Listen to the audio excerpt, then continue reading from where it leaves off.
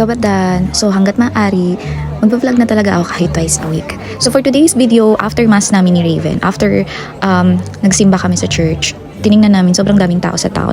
So tiningnan namin kung ano meron. And it's food festival, guys.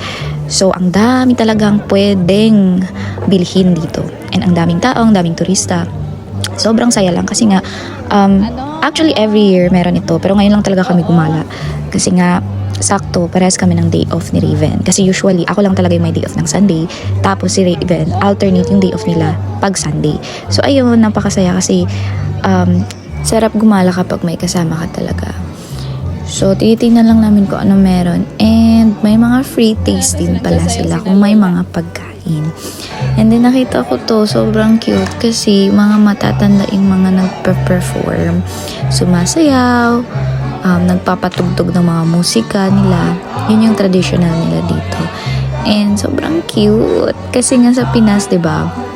Sobrang mga KJ ng mga matatanda sa Pinas. Pero dito, kung ano yung tradisyon nila, susundin talaga nila yun. Kahit mapatanda ka pa, mapabata. So, napakasaya lang talaga. And ang cute-cute lang kasi tingnan nila.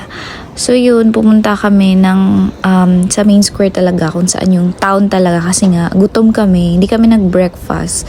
Dumiretso kasi kami agad sa church. So yun, sabi namin, tingnan natin kung saan tayo kakain. So at saka meron din dito gumagawa ng artwork. Napakaganda, guys, tingnan nyo. Grabe. So yun, dito na lang kami nag-breakfast sa Orange, dito malapit sa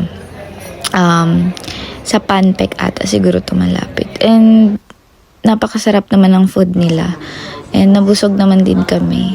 So, yun lang. Bye, guys. See you next vlog.